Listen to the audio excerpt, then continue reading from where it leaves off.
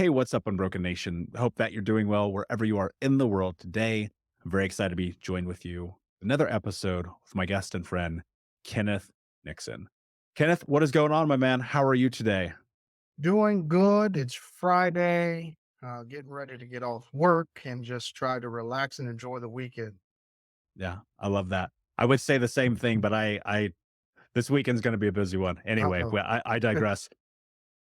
When you and I first connected, the first thing that I thought to myself was, I love the advocacy. I love what you're trying to do and build community. I have a vast appreciation for people who are putting in the effort and energy to create change. That's something that you and I are going to get into, and we're going to talk about the importance of how it is that you are making these moves in the world, in America, in your town, and really talk about how other people can as well. And I think kind of a lot of people feel like they are unable to contribute because they aren't president or mayor or city council. And it's like, we're going to get into some ways that I think will help people.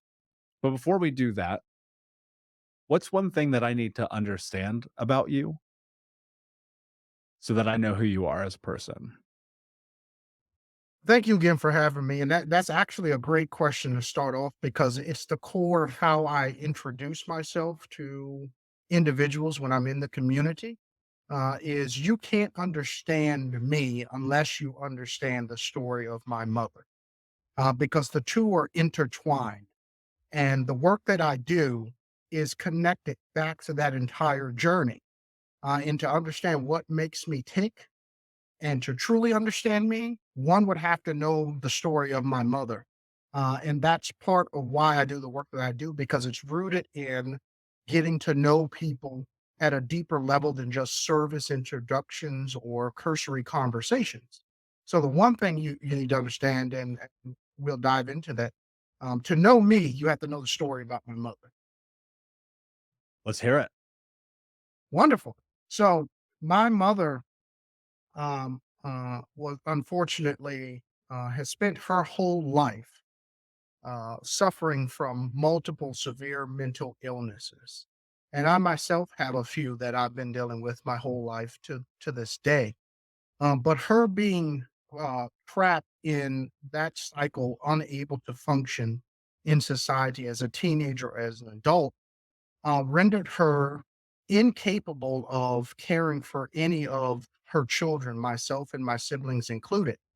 And at the point of my birth, I was born in what was called Garfield Apartments, which is in the south side of Arlington, Virginia. And when I was born, the story of my birth, my mother had wrapped me in newspaper. She had given birth to me on the apartment floor, had wrapped me in newspaper. And this is a little graphic, but she had bitten off part the umbilical cord. And that's how my father found me as he was coming off of work in the apartment. And she was off in the corner of the living room, with kind of a vacant look, as the story was told to me, in the middle of a mental health episode. So I was quite literally in crisis from the moment of birth. But Mm. it's that pivotal start is the basis of a lifelong battle, not only of dealing with my own mental health challenges and growing up in an environment with a mother who spent her whole life in cycles of local incarceration, state hospital facilities, drug and rehab facilities, dealing with different types of abuse, both physical and mental. And me being in that environment and having to navigate it as a child and deal with my own insecurities and challenges growing up. So I always say that my story, to understand me, you have to understand the story of my mother. Yeah. I actually resonate with a lot of that. For me, growing up with a mother who was bipolar, narcissistic, addicted to pain prescriptions and alcohol, it strikes a chord with me. I even get a little emotional thinking about it. And that's because as much as we don't get any say in what we're born into, what we are born into creates the foundation for everything that we become. I think about these pivotal memories as a child and how so much of my journey has been working through those, trying to understand them, trying to, and probably most importantly, let go, find forgiveness where it finds the space to be applied. What's a childhood memory that you have that has shaped who you are today? One memory specifically I have is the moment I can remember as a child where I was finally able to connect that something um, was not all together in terms of my environment, interacting with my mother. And I would say I was 6 years old. I had to be very aware and develop that sense of awareness at a very young age. I remember sitting at the dining room table. We were in Arlington at this time, and I was 6 years old. So at that point, I'm in kindergarten, I believe, kindergarten, first grade, one of those. And I was sitting at the dining room table, and I was working on something. That was back when they used to give homework. My children don't get homework in elementary school, but that's a foreign concept to them. But I was sitting working on a homework assignment, and it was quiet in there. My other stepbrothers and sisters were still at school. And I just remember this huge thud happening and it shook me. And it was my mother actually kicking through the door of the apartment. And at the time, I did not know fully who she was, because I did not spend significant time that early with her because I was with my father who got custody of me at a young age. And I just remember her screaming at the up the steps, looking for my father. My father came down halfway. He didn't come all the way down the steps, but I remember him coming down halfway down the steps and my stepmother coming down the steps behind him. And I remember them going back and forth, shouting and cursing at each other. But I didn't understand at the time why my father never fully came down the steps and why he never fully engaged with her. It just was off as I was growing up. I was like, I always wonder, why did he not like fully engage someone who had just kicked open his door? I didn't understand why. But at a certain point, she stopped and walked directly over to me, and I was frozen. I was gripped with what I know now is anxiety, and fear, and a couple of other things. And as I sat there, I remember her distinctly reaching over and grabbing the pencil out of my hand and asking me a question to the effect of what's 2 plus 2. So I must have been working on a math assignment or something of that nature. Um, I was rendered mute. I could not respond to anything in that moment. I just remember crying and sitting there. And then at some point, she turned around, looked up at my dad, said a few choice words to him, and then she was gone. I didn't see her for like 6 months after that. Mm. But at that point, I just started crying profusely. And I remember my dad coming down, my stepmother trying to console me. Um, and then I remember that because a couple of days later, my dad explained to me fully that that was my actual mother. And that moment has always stuck with me. The first moment I really was introduced to trauma in a real way. Yeah, that's a hell of a story, man. I think that, so actually I know, witnessing and bearing witness in my own journey to those moments very similarly. I mean, dude, the impact, even today, I still feel, despite the work and despite the coaching and the books and the conferences and the therapy and all of the investment. It's like, what's really interesting is we carry those. If you've ever read Bessel van der Kolk's book, The Body Keeps the Score, so much of that just sits within us and it shapes us, it shapes our reality. But one of the really interesting things that a lot of people don't talk about in conjunction with traumatic experiences is that sometimes you just need one person to create and build resiliency in you by showing you that they love you, that they support you. And I remember once I was sitting and I was like trying to trace back these people who possibly had done this. And what's really surprising is that for me, it was like my coaches and my peers at school a lot of the times.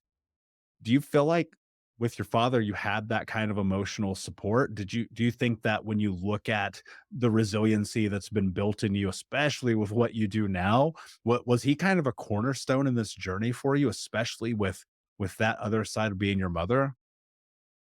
Yeah, so this piece is going to get a little nuance for me.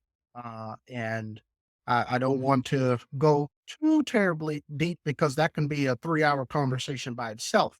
Sure. But my father, it's that answer is yes and no.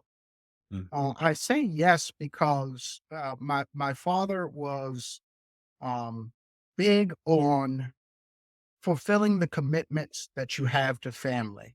So my father was that stabilizing force in my life.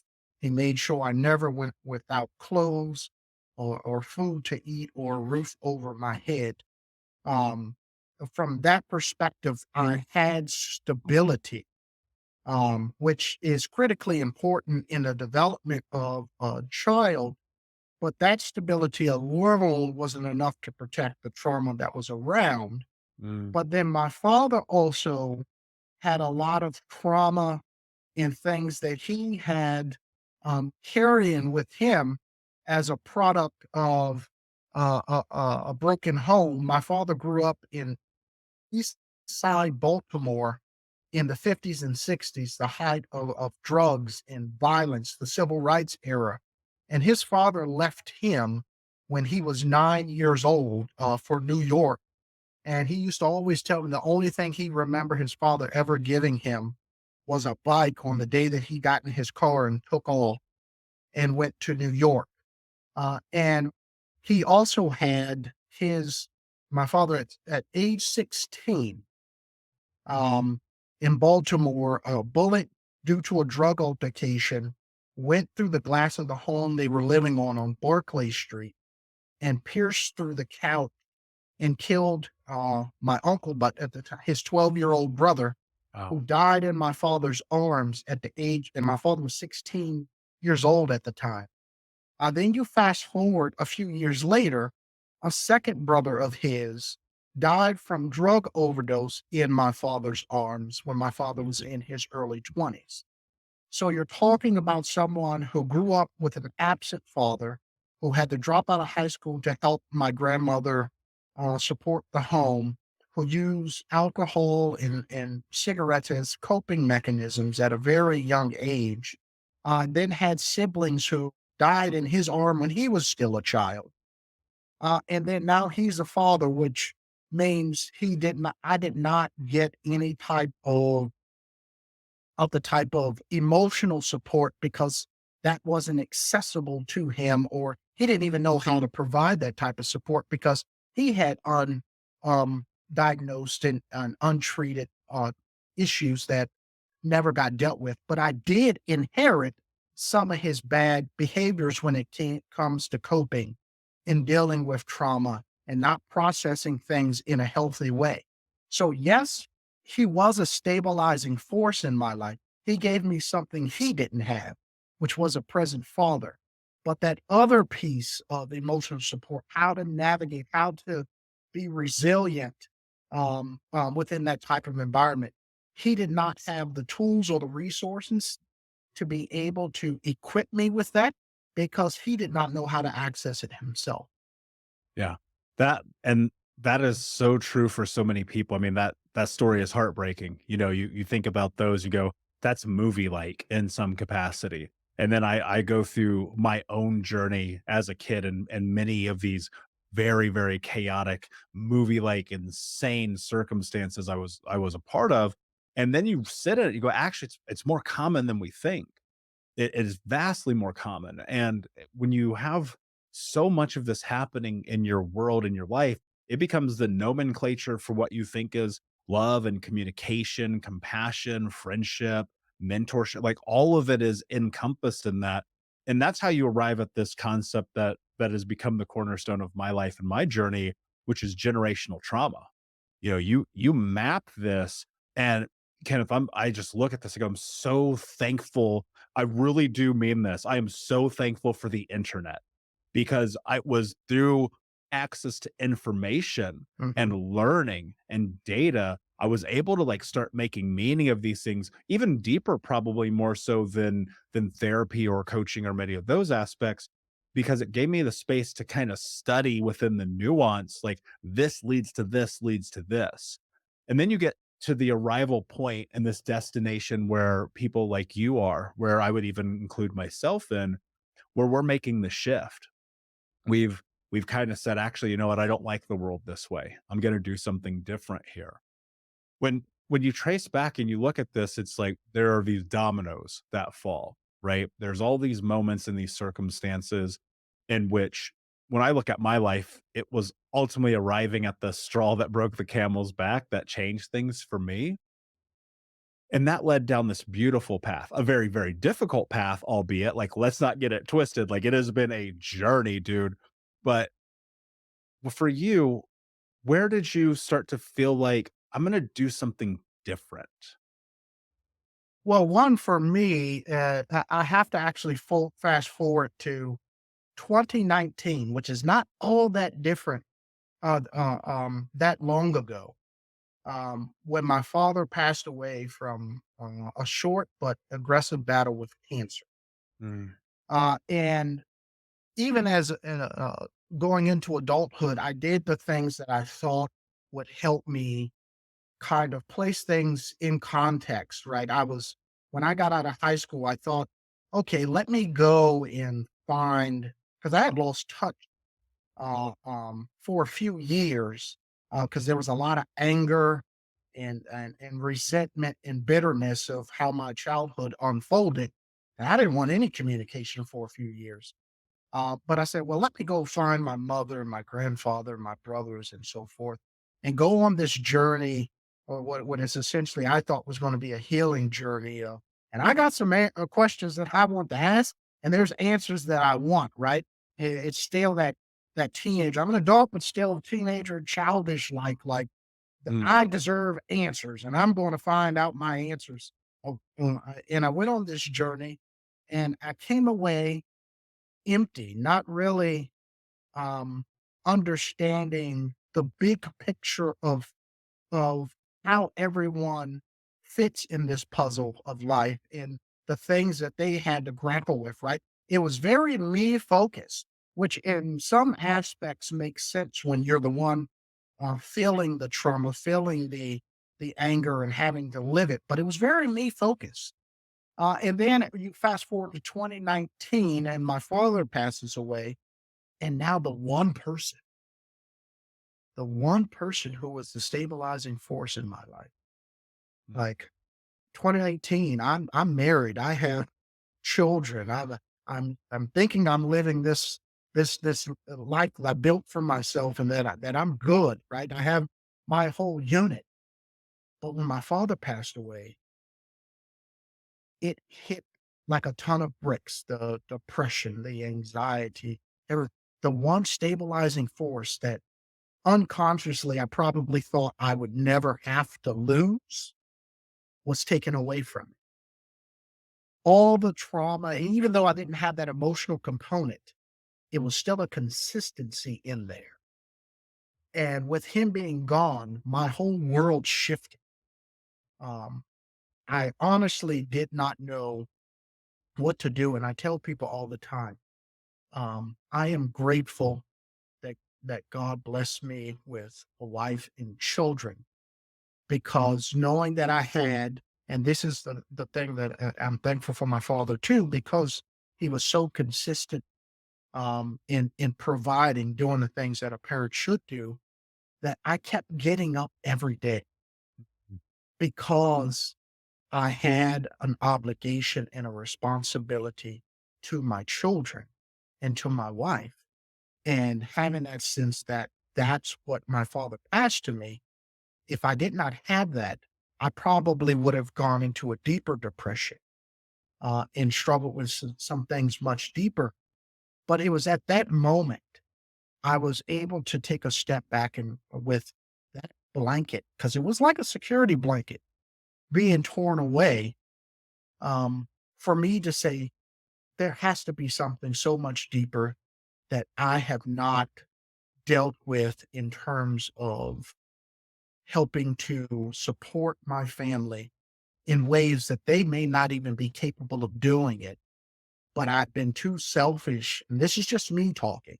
This is me personally that I felt um, that I was too selfish to not think beyond just myself, and think more broadly about not only the environment and the people, but the systems and lack thereof um, that are surrounding my family at the time.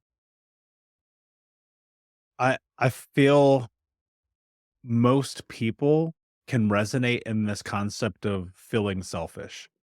And if you really narrow down, I mean, like, if you study this long enough and you look at human psychology and you can map out our behavioral patterns, our autonomic responses, especially when we are in constant flight or fight, which obviously a loss of any capacity, chaos in the home, right? These things lead down this pathway.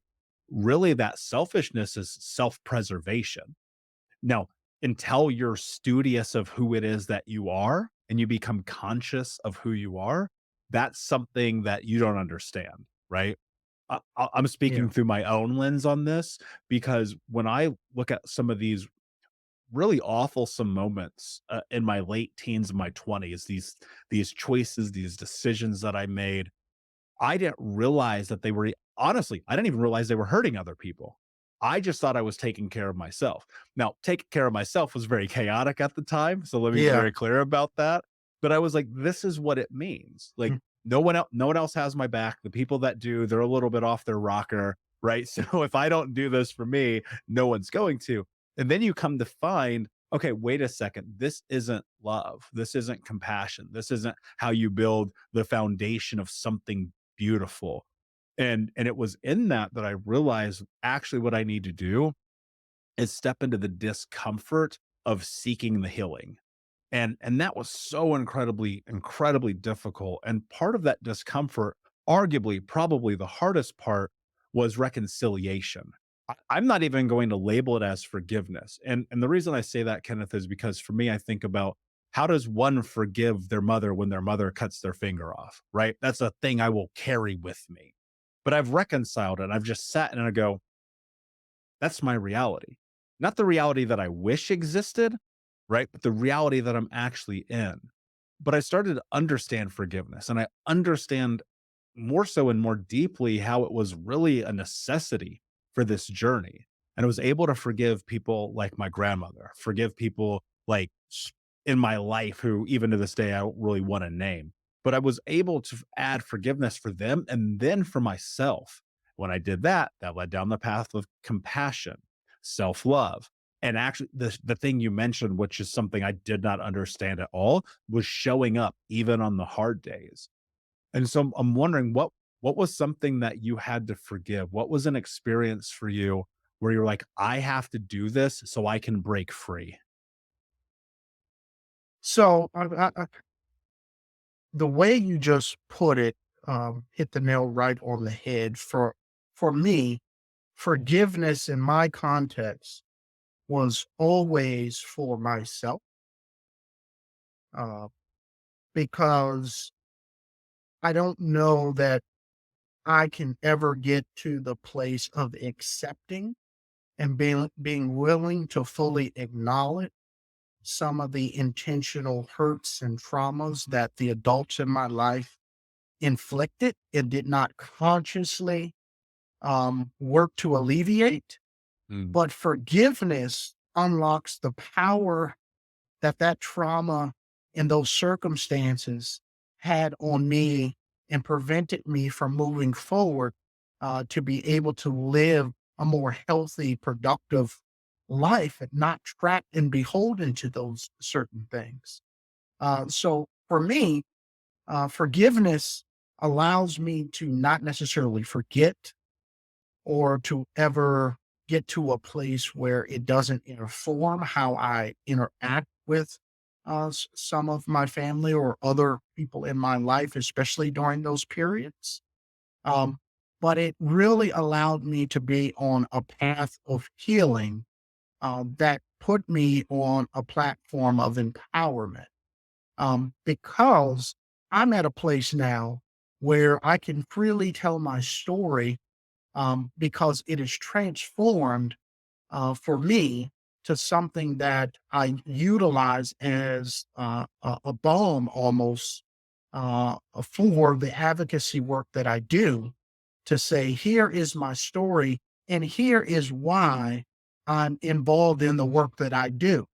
And it gives me access, to be able to let people know that they're not alone, that they're not unique. Their circumstances may feel unique and it may feel personal, and in a lot of ways it is. Um, but that there are those out there, who are able to share their story so people feel that there is a safe space to not only access some of their internal power or healing process, but if you feel led to actually do something to help others potentially avoid the same circumstances, then there's a path to that as well. I think the path to that only exists in reconciliation and forgiveness. What the crux of this show of Think Unbroken, of everything that I've been working on, is like transform trauma into triumph, right? We I think we have a moral obligation. I really do. Like, I don't necessarily mean at this scale, and certainly not for everyone. This is a path that I kind of was like walking down the forest path and I just fell into a rabbit hole. Like, I never saw this coming, but it just made sense to me. I was like, here we are. How do we use the voices of those who have been through incredibly painful events and allow them to share their story and their journey? Right. And that platform, it doesn't have to be this. It's in your own home, first and foremost, with your friends, with your neighbors, your peers, your church, your community. And I think that you have to get there by first forgiving yourself. Right. I mean, dude, I've done some, like, I don't even know that I want to even say publicly. I'm like, I will go to prison still. Like, I don't know where the statutes of limitations are on some things. And I'm just like, I had to sit and do the work. And I Yeah. had to show up for I had to forgive myself. And that is one of those things that is so incredibly difficult, because often we destroy ourselves independently and individually far more dangerously than anyone else who hurts us. What was forgiving yourself in this journey like? Well, for me, right? So let's see. So there were so many people, my stepmother, my aunts, my uncles, anyone who had a cursory understanding of what was going on but did nothing. Yeah. I had to tap into some forgiveness, of them, in order to get to a place to forgive myself. Right. For me, that anger and everything that was built up, it became a wall, that until I was able to, forgive people, I couldn't access forgiveness for myself. Right. Forgiving myself for not grieving, forgiving myself for being afraid to cry, and like this false Mm. sense of masculinity that I should not cry, that I have to suck it up and tough it out. Forgiving myself for not having enough curiosity, and what I mean by curiosity, is being curious about who am I? Who am I trying to become? Like, why am I here? What is the purpose of all of this if I can't find my identity as I progress out of this?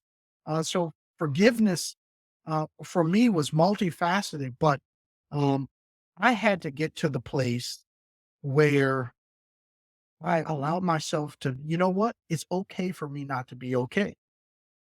It's okay for me not to be okay. It's okay for me to be angry. It's okay for me to go through different levels of emotion, from anger to sadness to frustration, because that's all a part of being human. And forgiving myself for not allowing the wholeness of who I am to feel those emotions in a deep way, and then being able to wrestle with them, right?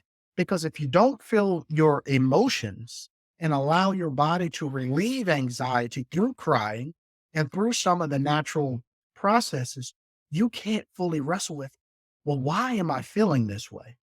Why am I crying right now? What is it that's within me that is being released? And how do I manifest this in a way that gets me to a better place of forgiveness, but also a better place of healing?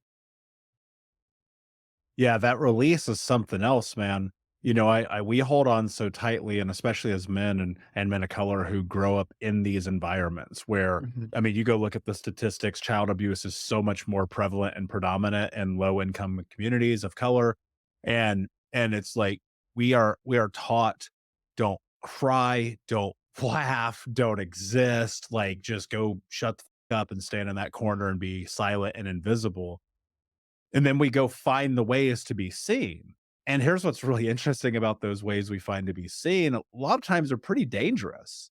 They're Yeah, pretty yeah. like incredibly harmful and hurtful ways to not only ourselves, but our own communities, our own families, our own friends, our own relationships. And I think a part of that is it's just it is systemic. Like I don't care what anybody says. Like in a lot of ways, your zip code is a better indicator of Yeah. success in your life than anything else. And so my hope is when people hear this, they recognize and they understand one, eh, un you cannot negotiate with what I'm about to say because it is just fact. Boys who grow up like we grew up do not make it statistically. Right? They just do not. And so, we're not outliers. We've been in trouble. We've done some things, right? Maybe we just got a little bit lucky than the guy next to us, but I've been in handcuffs more times than I can count. I'm here by the sure will of God, spirit, universe, mother nature. I don't know, brother. But I think about the importance of having intention in my life now. And I think this is the thing that most people miss. Most people who go through trauma, through abuse, and I'm not even talking about even just the people who grew up in places like we grew up. I just mean in general, across the board, they don't you said something so important. They don't realize that they're allowed to discover who they are. They don't realize that they're allowed to have the curiosity about becoming themselves. Where do you begin on that? Like, what was the starting point for you?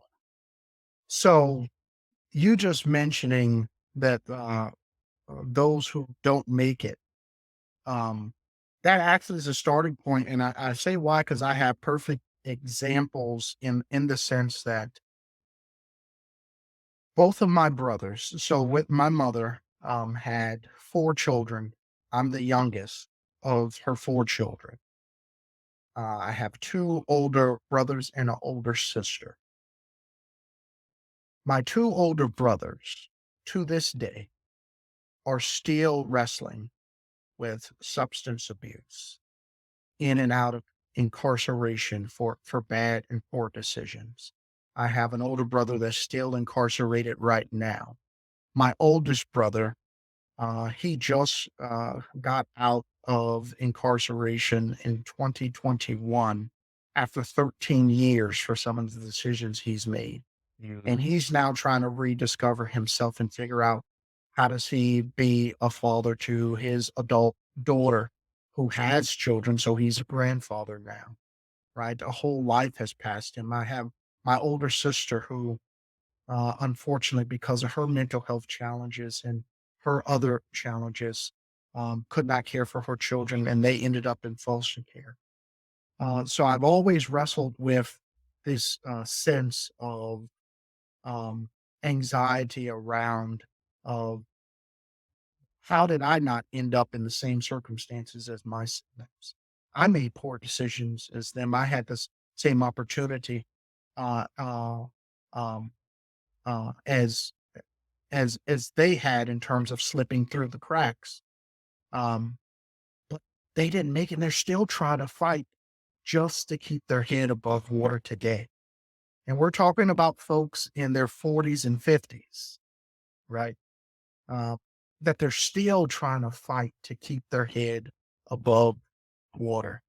And for me, that was a red herring, so to speak, in me having the opportunity to be able to not only shift the dynamic in my life, but be intentional in the work that I do and how I go about life, because I may be the only chance that they have uh, to get some sense of peace or normalcy.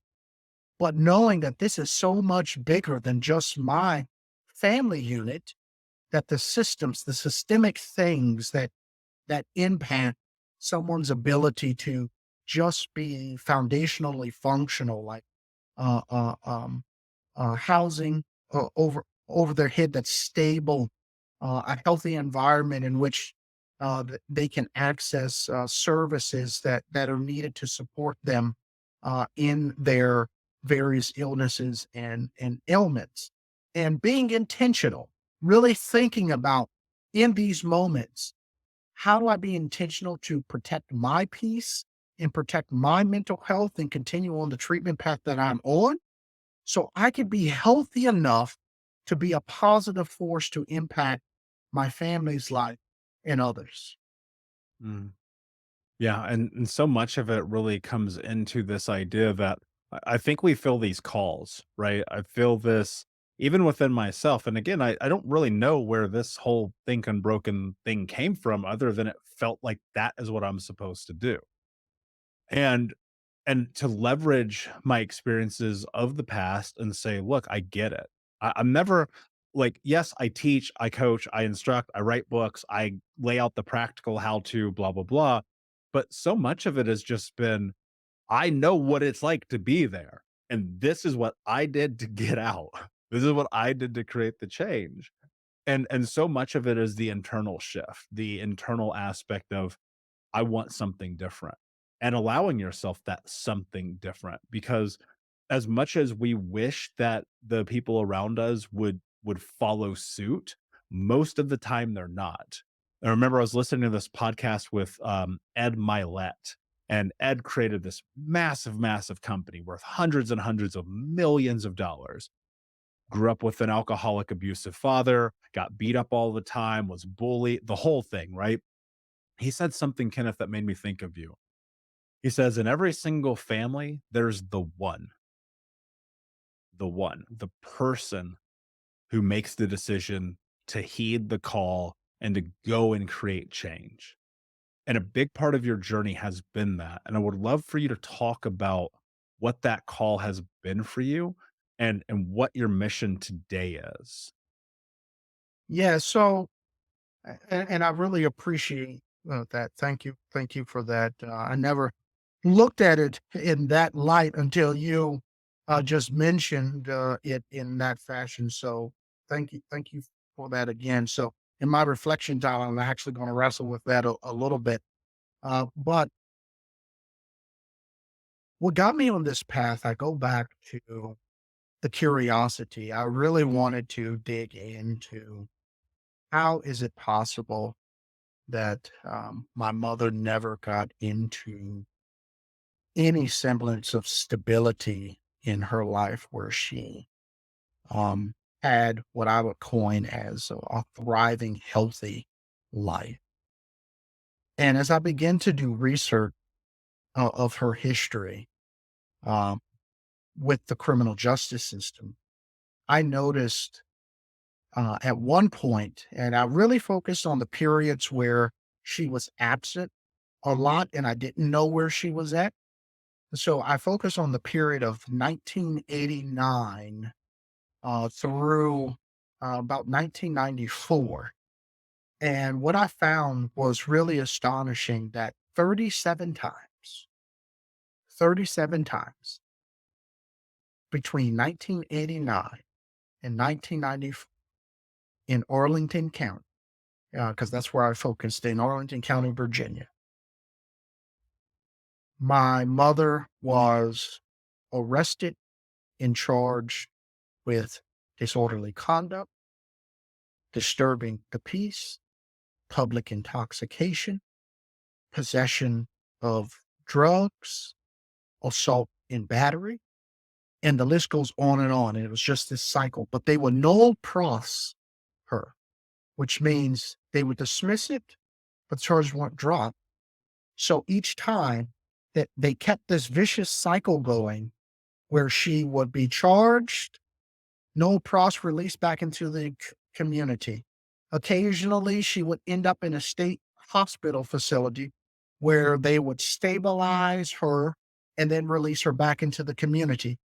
Or law enforcement would pick her up and take her to the local emergency room where she would be zip tied to a gurney until Mm. an open bed came up somewhere in the state. And that could be 4 hours, that could be 6 days. And it just this vicious cycle of local incarceration and state hospitalization, but no continuum of care, no real intentional or intentionality in an approach to get her to a place of being able to support her life, even if she had wraparound support to get her to be more stable. And at that point, it really helped me understand that we have a system, particularly in this country, that criminalizes mental illness. When you break your arm or you are really sick, an EMT is who comes to your front door. When it's an illness of the mind and someone calls 911, you have an armed law enforcement person that shows up at your door. And in very um, serious circumstances, that can end up with that person who have untrained law enforcement officers who are going into a situation that they don't fully understand, and they're assessing dangers and having to make snap judgments and decisions instead of this issue being in a healthcare context.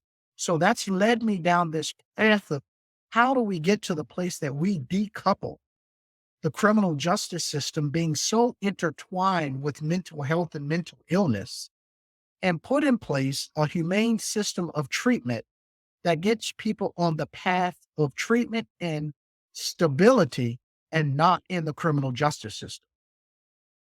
So then how do we do that? Right. The Yeah. reason I ask is, I trace back very much similarly. My mother would disappear for weeks at a time, who knows where, multiple times getting arrested for drinking and driving. And they would just let her out. I remember one time I was in the car with her. It was me and my little brothers. We were coming home from church. She was always intoxicated. And we were at a night service.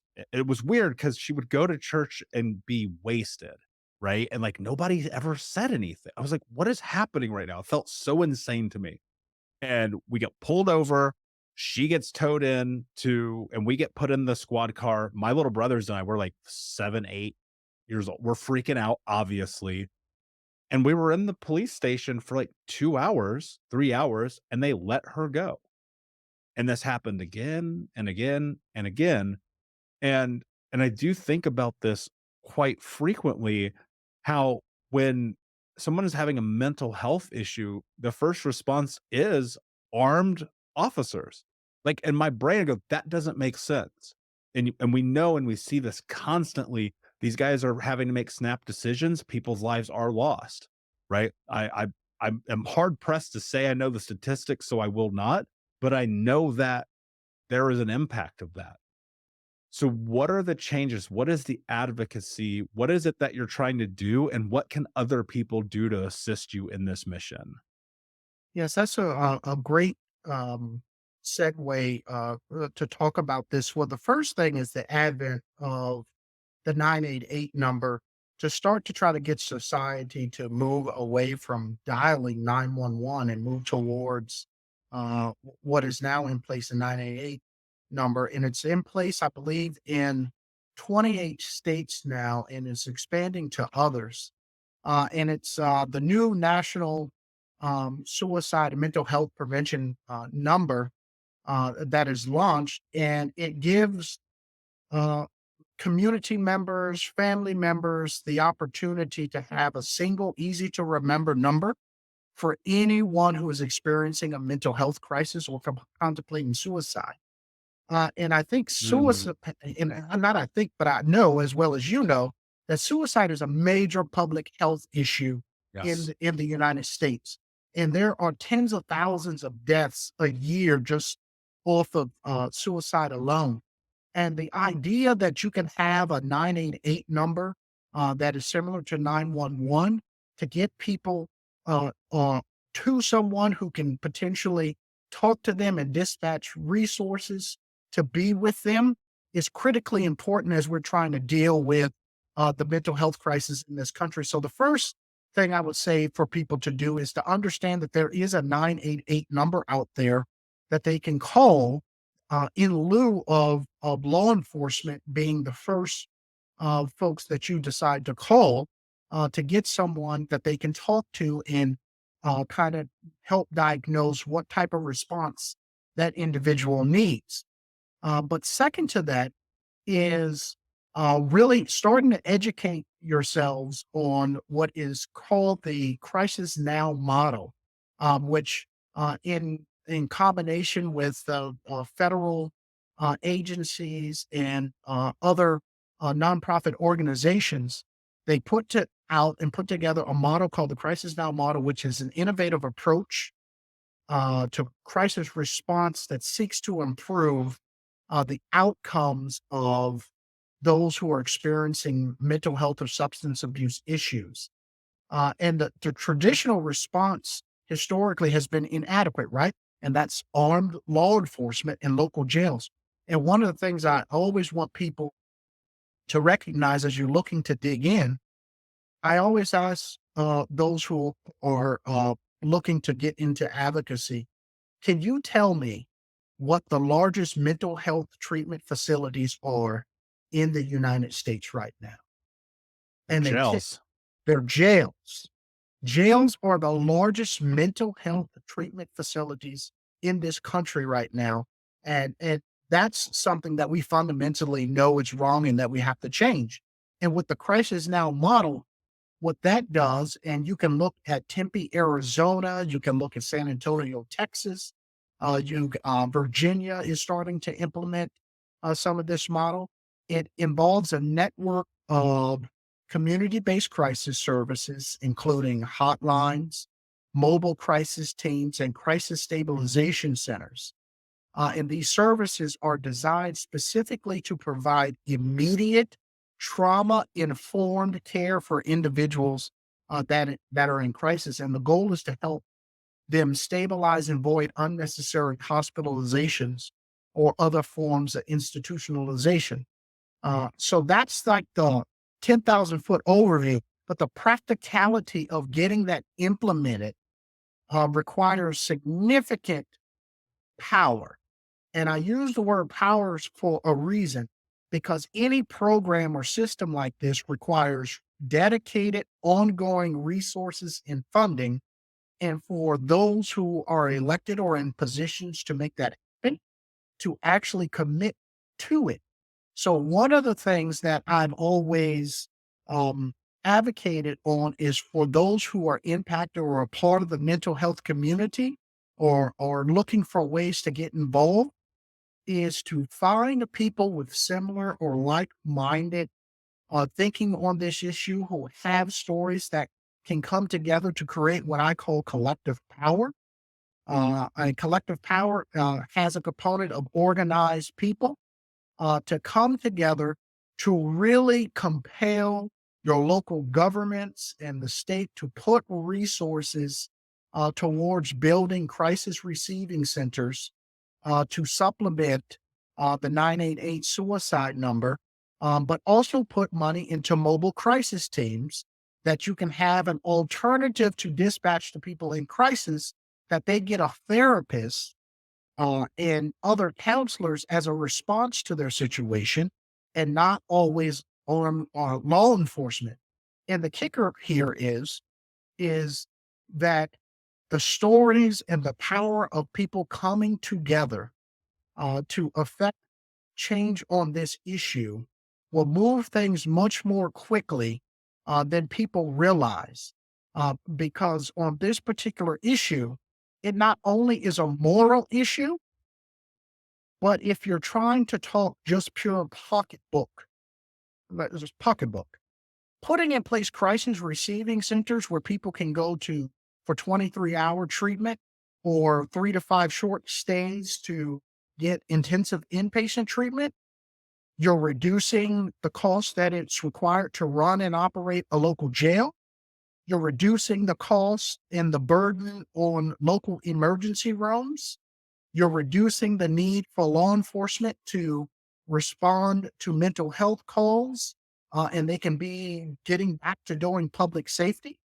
And in Maricopa County, Tempe, Arizona, they put out a report that showed when they fully implemented the crisis now model, which means they have mobile crisis, they have the crisis receiving center, they saved over 47 full-time equivalent police officers who were just dedicated to responding to emergency mental health calls. They saved over $100 million in expenses that would have gone to local jails and hospitals for individuals going to that. And they saved millions of dollars that would go into having law enforcement transport people across the state to various hospitals or being dedicated to those individuals. So on this issue, our community, and I call it a community because we have to be intentional in building deep personal relationships, we have the power to create systemic change necessary to actually transform lives. But we have to do it collectively together. And there are resources out there for people to not only connect with like minded individuals, but also begin to advocate for the full implementation of the Crisis Now model across this country. And we start moving people on the path of treatment and begin decriminalizing mental illness. Man, I hope people will go back and listen to everything you just said again. And when you I knew the answer was jail because I have witnessed it time and time and time and time again. Most people don't know that, and I am assuming that's gonna blow some people's minds. I want folks to be able to get in contact with you and to connect with you. Before I ask you my last question, my friend, where can everyone find you? So people can find me on social media on Instagram at Kenneth_Nixon Jr. on Instagram, or they can visit my website at author KennethNixon.com, where you can tap into my mental health blog, but also reach out to me if you want to get involved in advocacy work. Yeah, and I certainly hope people do. I mean, we're talking about people having the potential and the opportunity to heed the call and to step into being the one. And sometimes the one leads to the many, right? And so I hope people will do that. Unbroken Nation, make sure that you go to thinkunbrokenpodcast.com. Check out this episode with Kenneth because we will have all the links in the show notes for you to go follow and get connected with Kenneth. My friend, my last question for you. What does it mean to you to be unbroken? Thank you for that question, and again, thank you for having me on here. But for me, to be unbroken means that I have endured hardships, endured challenges, but I'm not defeated, nor am I permanently damaged. The pain and trauma that I've felt, that I deal with, that I see people deal with, it's still with me. But to be unbroken means I'm a person that's faced adversity and has come out on the other side with the spirit to fight back. Mhm. I feel that. My friend, thank you so much for being here. Unbroken Nation, thank you for listening. Please like, subscribe, comment, share, tell a friend. And when you share this, remember every single time that you do, you're helping us move forward in our missions to end generational trauma, transform trauma to triumph, breakdowns to breakthroughs. And you're helping someone who you may never meet be the hero of their own story. And until next time, my friends, be unbroken. I'll see ya.